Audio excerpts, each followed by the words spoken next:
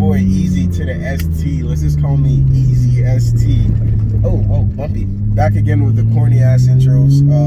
Pretty much, this is a long awaited video, the part 2 to my J32 7th Gen Accord video that I posted the part 1 earlier, and I've had a few people in my comment section ask me about an update for this video, for the last video. So I just wanted to go ahead, since the swap is completed, I wanted to go ahead and do 2 things, which was first, break down what you need to do it and what I use when I did the swap for myself, as well as give you guys a walk around of the car, because this will be the first time you guys are actually seeing the entire car. Go ahead and show the mods that I have done to the car, as well as what I'm going and the plans for the future. So first and foremost, let's get started with what you need to do the swap. Alright, so if you're watching this video, more than likely you might have blown your motor, or you just want to do something experimental. You know, might have a project car, a 7th Gen Accord V6 project car, and you want to do a J32 swap.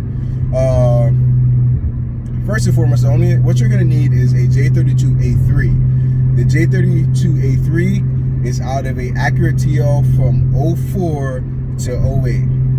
Now, I want to be specific, as you see the ranges from 04 to 08.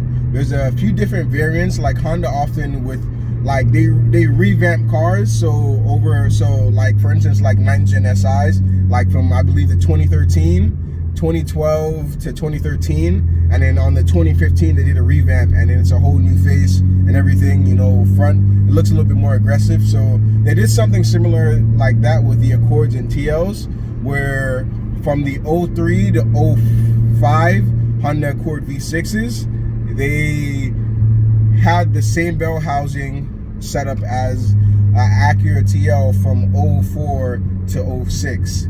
And after that period, they redesigned the bell housing. So that pretty much means that if, for instance, like me, I have a 05 Honda Accord V6. I had a 3.0 engine in there, J30, and I blew the motor. So I went ahead and went out looking for a J32. And pretty much while I was searching, you know, you have to be very careful when you're picking the motor, because first and foremost, you have to make sure you get the right year for your car. So pretty much what that means is, like, I went ahead and got an 05 Acura Tl motor, so that way I would be fine in terms of my transmission and engine mating up together, and it did perfectly fine. Car's up. Besides that's the main thing I suggest you make sure you take your time and look at.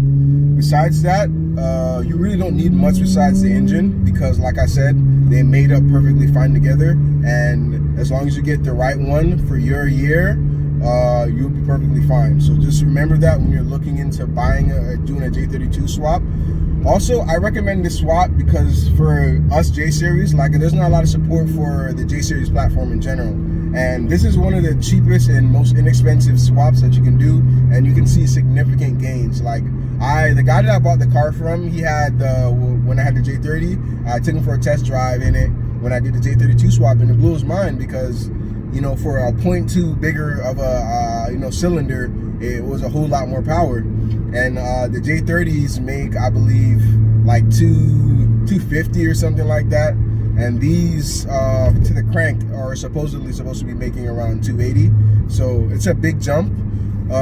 Also, another thing you're gonna need is a J32A3 ECU, manual or automatic, depending on how you're doing the swap. And the same rule applies in terms of manual and automatic transmission when it comes to the bell housing setup.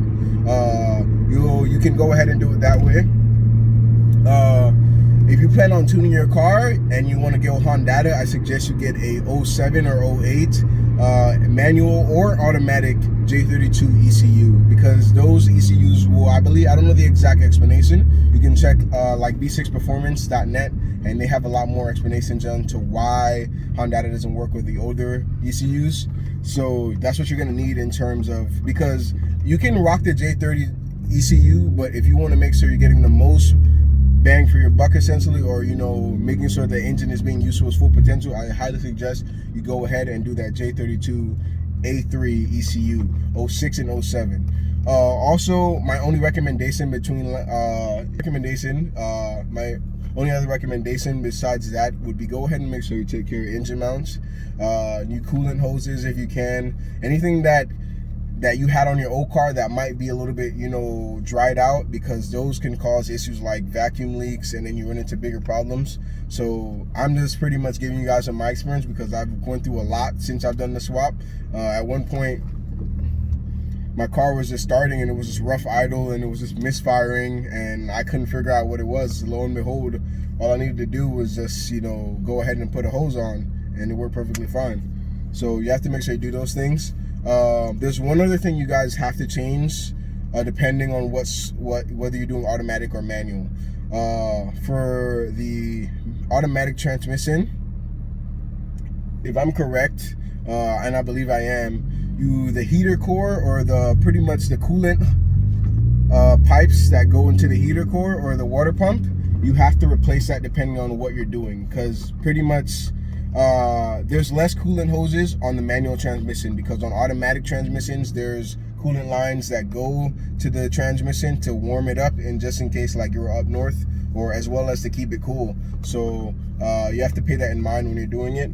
I'm gonna try to find a parking lot, like I said, and second reason I made this video was to go ahead and show you guys what's done to the car, how it looks outside. Alrighty, since you guys have been asking, pretty much this is the car here. Let me back up a little bit so you can see. I have so far to this car done some minimal, a few, you know, cosmetic mods. I am lowered on BC Racing coilovers. I also have a hood spacers, some JDM Speed hood spacers.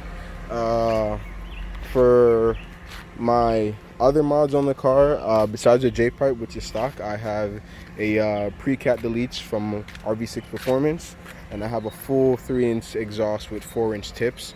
I have an intake. For my tire setup, for anybody who has questions, I have 235/45 17s up front, so I have a little bit of grip. I don't really spin. I'm on 2 different sets of tires up front, so I don't have a specific setup right now, but in the future it will be Federal 595s once these are done. In the rear, I'm running 225/45 17s. I still need to go a little bit lower back here. Still have a little room. The only issue is that there's a little bit of a lip here that I would have to roll in order to go lower, or at least as low as I want. Let me zoom out a bit. Yeah. Let me go ahead and pop it up open for you, or give you guys a peek inside as well. The car was in relatively good condition as far as maintenance goes. Leathers has a little bit of leather has a little crack on it here and there, but you know, nothing severe. The leather is technically in good condition for the year it is. I have a Skunk 2 sift knob. I took off the bolt that's on their stock, so I have it's a little bit shorter, so my throws are shorter as well. It has a aftermarket radio, which I got the car with. So let's go ahead and pop the hood for you guys. Alrighty. And there she goes. J32, for those of you who don't believe. J32 swap. It's a little bit ugly in here because, believe it or not, if you guys go check my Instagram, which I suggest you do, if you guys have any questions about J series or my swap or what you need, go ahead and follow me at I'm gonna post my IG in this video. It's gonna be in the top right hand corner, so pay attention for that. But the other day I repainted my entire engine. I took it out, had to put my flywheel and clutch in, and it ended up, for some reason, I had painted my pre-cat deletes, and with the heat it melted off, so now it looks patchy, and I missed a few spots. So just ignore that. But this is it, J32 A3 swap. Like I said, one of the things you're gonna definitely have to do when you do the swap, ignore the radiator, the car's kind of hot, is this right here. I don't know if you guys can see. Let me zoom in. This is where all your coolant lines run into, the central coolant, I guess you could say core.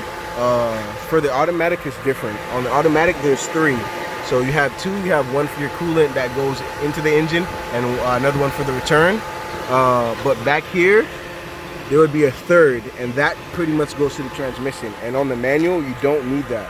So you have to make sure if you buy a J32A3 from a manual car, from an automatic car, that you swap that over with the one that's on your old J30 if it was manual, or you have to go ahead and buy one. Like I said, only other thing I have done are pre-cap deletes from RB6 here. I have a makeshift intake that I made with some leftover intake hosing that I had, or piping I should say.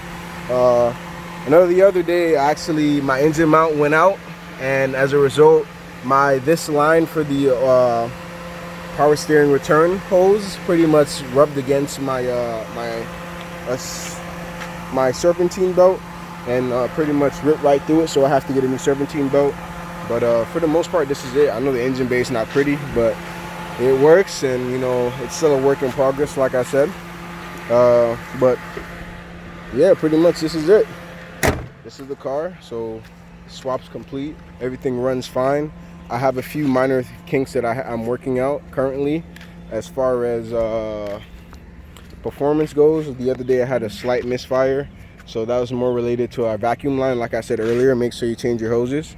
So yeah, so this is the update you guys were asking about. If you guys have any questions, really and truly hit me up on IG at JSeriesSean. So at JSeries_Sean. Go ahead and hit me up, DM me if you guys have any questions, or if you just type in, I believe, hashtag JSeries on Instagram, and you scroll down a little bit, I post all the time. You should be able to see a few of my pictures and videos. So yeah, man, this is it. I hope you guys can take something away from this and learn about how to do these swaps, because honestly, J-Series are one of the most rarest things as far as Honda car culture and in the car culture as well. When you think of V6s, it's either a 370, that's pretty much it. Or if you're talking about old school 6 cylinders, you're looking at 2J, all these inline 6s. But here you go, you have a car that can do what it needs to do. So it looks pretty sexy as it is. Also, I do have aftermarket brakes, drilled and slotted disc, and I also have a bigger brake pad and caliper. But yeah, this is it. And it's not much right now, but it will be, and I'm proud of it. So yeah, so once again, I appreciate you guys checking out the video. Like I said, hit me up if you guys have any questions.